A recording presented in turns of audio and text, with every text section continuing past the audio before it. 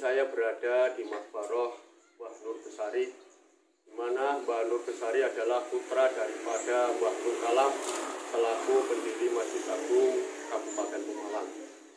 Di Makbaroh Mbah Nur Besari ada 3 makam. Ini adalah beliau Mbah Nur Besari, kemudian ini adalah istri beliau yaitu Mbah Nur Besari Putri, dan yang satu lagi adalah putra daripada Mbah Nur Besari yaitu Mbah Suhaib. Untuk itu ikuti jejak saya terus.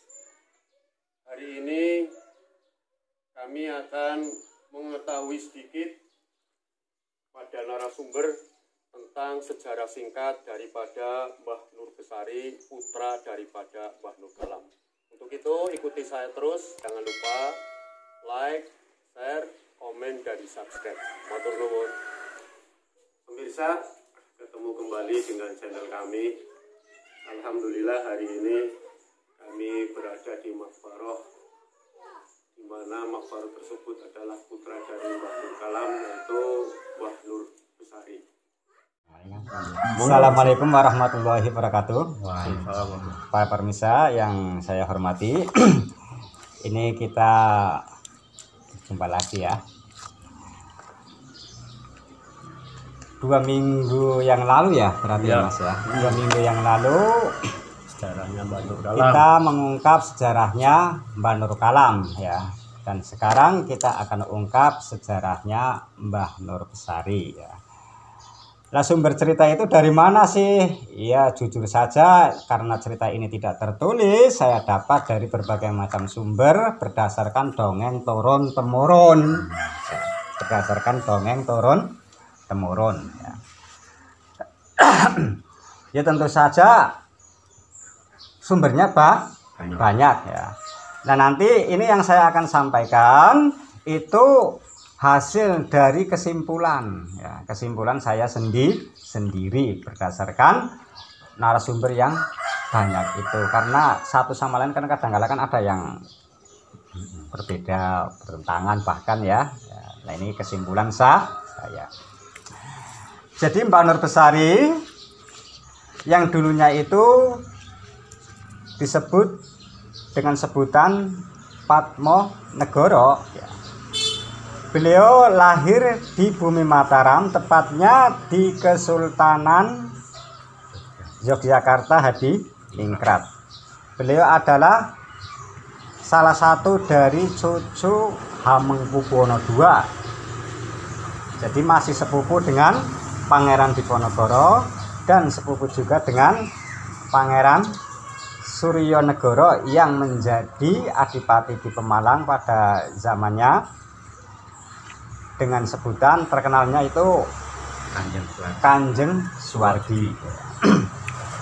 Sedangkan Mbah Nur Besari yang terkenal dengan sebutan Padmanegara, pada waktu itu beliau itu menjadi adipati di Pekalongan ya, menjadi adipati di Pekalongan. Kok sampai datang ke Kebumen, kisahnya gimana sih? Nah, ini baru dibuka di kisah. Alkisah ketika Pangeran Diponegoro memberontak ya, ini sekitar tahun 1825 sampai 1830 itu Pangeran Diponegoro memberontak Belanda ya. Dan pada waktu yang bersamaan di Sumatera Imam Bonjol juga memberontak. Belanda itu merasa kewalahan atas pemberontakan Pangeran Diponegoro dan Imam Bonjol yang waktunya itu kebetulan bersamaan ya. Lalu Belanda minta bantuan kepada seluruh kanjeng wilayah Mataram ya. Jadi ini bicara masalah ke Mataram, maksudnya awet kading ke Mataram, Kartosuro, Surakarta sampai ke Yogyakarta Hadiningrat, itu atas namanya masih Mataram semua ya. Atas namanya masih Mataram semua. Nah, terutama itu yang dimintai bantuan oleh Belanda itu adalah Kanjeng Suwardi yang menjadi adipati di Pemalang, yang pada waktu itu disebut dengan Pangeran Suryo Negoro. Pangeran Suryo Negoro. Lah Pangeran Suryo Negoro alias Kanjeng Suwargi bingung, dimintai bantuan itu bingung karena apa sih? Nanti akan ketemu dengan saudaranya sendiri, ketemu kok untuk perang, ya. Akhirnya beliau datang ke Pekalongan untuk menjumpai saudaranya, yakni Mbah Padmanegara itu, ya. Bagaimana ini? Saya ditugasi untuk menumpas pemberontakan Kang Mas Diponegoro. Itu kata Suryo Negoro. Lalu dijawab oleh Mbah Padmanegara, "Lah apa sampean tegel? Apa sampean ki harus sadar bahwa kita Putra Mataram itu lagi di pecah belah, lagi di adu domba. Apa sih untungnya kita itu mengikuti kemauan Belanda, orang asing yang selalu menjajah? Tapi bagaimana lagi ya kalau saya itu nggak ngikutin, saya nggak mau menumpas pemberontakan Kang Mas Diponegoro, saya nanti dipecah jadi adipati, saya tidak jadi kanjeng lagi." Lalu Mbah Nurbesari menjawab, Mbah Padmanegara menjawab, ya, kalau itu alasannya tidak kurang papan, tidak kurang tempat lah, ya. Itu di daerah utara, di daerah lor, kamu bisa menjadi adipati sampai kiamat nanti. Apa ya? Iya. Jadi supaya jangan sampai terjadi bentrokan sesama saudara, yakni panjenengan kali Kang Mas Diponegoro, ya, sampean kudune nyengkir dari dunia manusia biasa. Ben Pangeran Diponegoro ya selamat, sampean ya selamat, ojo sampai terjadi bentrokan. Lah bagaimana caranya? Ya kalau kamu mau nanti saya ajak, saya antar ke sana. Lah gelising cerita, setelah kerembuk, akhirnya sepakat, ya. Oh ya wis mengko bengi, nanti malam kita berangkat. Setelah itu malamnya itu Kanjeng Suwargi bersiap-siap, terus Mbah Nurbesari alias Mbah Padmanegara itulah datang, berangkatlah menuju alam Sigeseng. Ya. Itu konon menurut cerita pintu Sigeseng itu, ya, yang terkenal itu namanya Lugundiwulu. Tidak semua orang itu tahu, ya, karena Lugundiwulu itu sebenarnya nama tanaman, ya, nama pohon gitu, ya. Itu hanya orang-orang tertentu yang ngerti, ya. Nah termasuk Mbah Nurbesari alias Mbah Padmanegara itu tahu, karena beliau itu satu-satunya putra Pemalang yang menguasai ilmu sastra Jendra Hayuningrat. Di mana orang yang menguasai ilmu sastra Jendra Hayuningrat itu bisa menerobos alam siluman apapun, alam gaib apapun, ya. Maka singkat cerita, berangkatlah Mbah Nurbesari alias Mbah Padmanegara sama Mbah Suryo Negoro sekeluarga. Ya ceritanya sejago-jagone, sekereta-keretane. Begitu kamu masuk, baca mantra, kelihatannya seperti alam manusia. Lalu Mbah Padmanegara menjumpai Dewi Lanjar. Dewi Lanjar adalah penguasa alam Sigeseng, ya, alam gaib Sigeseng. Di mana Dewi Lanjar menjadi istri Raja Sigeseng yang terkenal Kalabuta gitu, ya, Raja Kalabuta. Masuk, Mbak Yu, tolong aku titip saudaraku iki nang dunia manusia lagi ribut, lagi akeh masalah. Tolong aku titip, saudaraku, jadikanlah sebagai seorang adipati di sini. Oh, kayak gitu ya. Iya, akhirnya Kanjeng Suwargi alias Suryanegara dinobatkan menjadi adipati di alam Sikeseng itu, alam gaib Sikeseng ya. Nah, itu berarti kan tidak hanya rohnya ya, jadi jasadnya pun ikut ke sana. Makanya apa? Tahapan umurnya ya mengikuti bangsa itu juga. Ya. Makanya apa? Adipati Pemalang itu yang tidak ada makomnya ya, itu ya Kanjeng Suwargi itu nggak ada. Lain-lainnya kan ada ya, tapi kalau Kanjeng Suwargi tidak ada, karena Kanjeng Suwargi moksa dengan cara seperti itu ya. Untuk sementara Mbah Nur Besari pulang ke Pekalongan ya. Ketika pulang Pekalongan itu dia juga gimana caranya ya supaya terlepas dari kungkungan atau kekuasaan Belanda. Maka beliau pura-pura meninggal, yaitu dengan cara ya kayak gitulah yang tadi saya ceritakan ya. Ilmu yang mati ya, yang dulu pernah terjadi pada Bapak Abu Nawas. Maka di sana pun ada makamnya. Ya dengan sebutan Padmanegara itu. Nah, diam-diam Mbah Nur Besari datang ke Pemalang, tepatnya di desa ini ya, dengan nama Mbah Nur Besari, karena untuk mengelabui Belanda ya. Beliau menjumpai saudaranya ya yang bernama Mbah Nur Ishak ya, bukan saudara kandung maksudnya ya, tapi masih sama-sama keturunan Mataram ya. Jadi Mbah Nur Ishak itu lebih dulu di Kebumen, yang pada waktu itu Mbah Nur Ishak itu salah satu dari anak buahnya Ki Gede Cempalo Kesesi yang mendapat tugas untuk babat alas untuk dijadikan desa ya. Nah, kebetulan jatahe Mbah Nur Ishak nang kene ya, nang Kebumen. Makame ngono Mas, wetan. Yes. Ora dolah wetane anu Pak. Wis durugi. Oh iya. Nah, terus pada waktu kami ke Mbah Nur Besari kami menjumpai Mbah Nur Ishak. Mbah Nur Ishak ternyata sedang sakit ya. Lagi sakit ketemu kansa, ya seneng nemen ya. Nah, apa sampean kok sakit ya?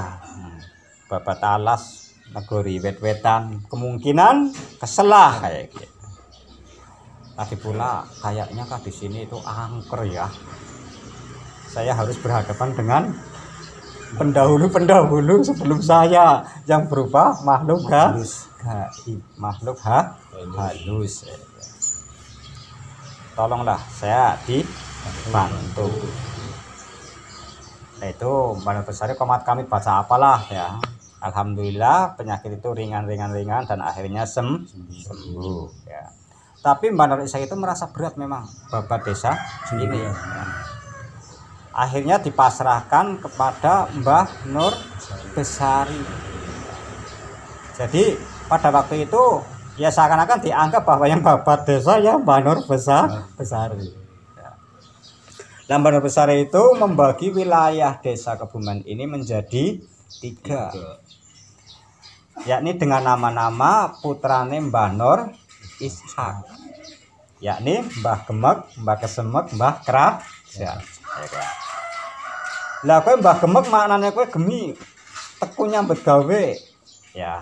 Oh, kowe wilayahe ya ki ya, berarti Lensermasi sebagian Watan Kali mengidul.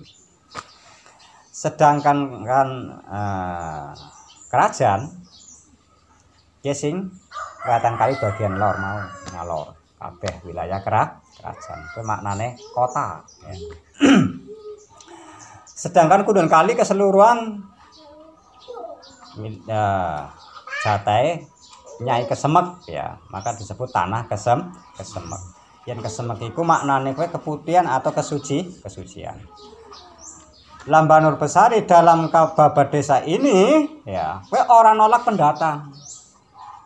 Ya, orang nolak pendatang. Tapi menempatkan para pendatang itu sesuai dengan karakternya. Ya. Umpamanya telah datang, ini kepotongan ke petani, aku nyambut gawe, itu ditempatkan di lokasinya ini Gemek. Ya. Berarti wilayah Gemek. Engko besok mau gawe bibit ekonomi. Ahli bekerja keras, ya. Nah ini datang kamu mereka corak kiai santri, oh dalan nang wilayah Kesemek. Kayak ki nggo gawe bibit agama. Kamu mereka telah datang, potongan ke priyayi. Dalan nang wilayah kerajaan. Besok nggo gawe nata kota nata pemerintahan. Ya anjure ka saiki ya sana labete Mas. Yen wilayah Gemek wonge ngono kowe sregep-sregep nyambut gawe. Ya. Kenyataannya ngono kowe memang wilayah kerajaan pun ngono ya. Kowe ya pokoke orang-orang pemerintahan lah ya. Kowe akeh wong kono. Lah sedang Kesemek ya. Ya biar wilayah kami kiai karo santri gawe babat agama. Makanya apa? Mbah Nur Besari menempatkan masih di Gulun Kaliku di wilayah Kesemek ya. Tadi Kesemek maknanya apa? Keputihan atau kesucian. Yang kerajaan maknanya perkotaan ya, kayak nggone priyayi. Yang Gemek maknanya apa? Gemi tekan apa? Nyambut gawe ya, kayak ahli ekonomi. Jadi lengkap. Ahli ekonomi ini anak, ahli agama ini anak, ahli tata pemerintahan anak. Jadi Mbah Nur Besari bentuk desa Kebumen seperti kerajaan. Modelnya ala raja. Harus niku ya. Nah, Alkisah di antara para pendatang itu ada 2 pendatang ya. Sing kelihatan alim ya. Ceritanya itu dari Cirebon itu ya. Yang namanya Mbah Filah dan Mbah Mukoyim ya. Itu Mbah Filah itu diminta oleh Mbah Nur Besari ya, gawe babat keagamaan di desa Kebumen.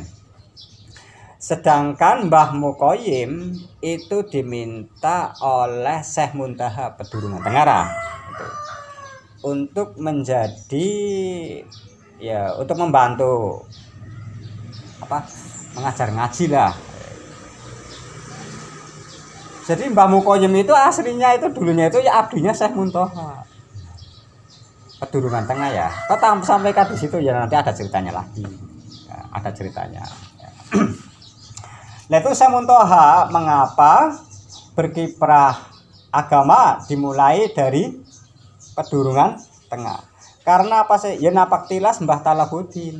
Karena sebelumnya itu sudah ada Mbah Talabuddin yang beliau itu ya berusaha ingin mendirikan pesantren itu. Yang Mbah Talabuddin itu aslinya Patih Sampun itu ya. Nah, itu ceritanya kayak gitu Mas ya. Ya, ada pertanyaan lagi?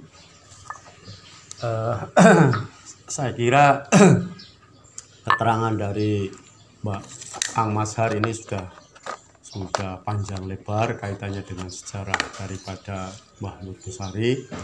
Yang jelas kepada pemirsa bahwa Mbah Nur Besari adalah putra daripada Mbah Nur Kalam yang posisi makbaronya ada di Dukuh Kebumen, Desa Pedurungan, Kecamatan Taman, Kabupaten Pemalang.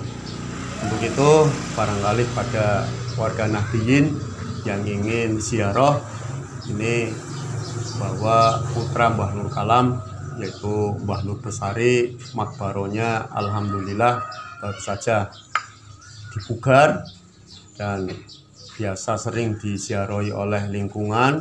Untuk itu marilah kita bersama-sama untuk sejarah kaitannya dengan perkembangan Islam, terutama yang ada di Duku Kebumen, Desa Bedurungan ini. Di samping ada makbaro yang bersejarah yaitu Mbah Salamuddin, kemudian ada makbaro lain yaitu Mbah Tala Bodin, kemudian sekarang baru pemirsa mengetahui yaitu makbaroh daripada Nur Besari. Untuk itu ikuti jejak terus kami menyelusuri tentang perkembangan sejarah Islam yang ada di Kabupaten Pemalang. Yang jelas masih banyak kekurangan. Untuk itu kami mohon saran, kritik, dan dukungannya agar dalam kami menelusuri sejarah Islam yang ada di daerah Pemalang bisa mendekati kebenaran. Kurang lebihnya mohon maaf. Wallahul muwaffiq ila aqwamit thoriq. Assalamualaikum warahmatullahi wabarakatuh. Waalaikumsalam warahmatullahi wabarakatuh.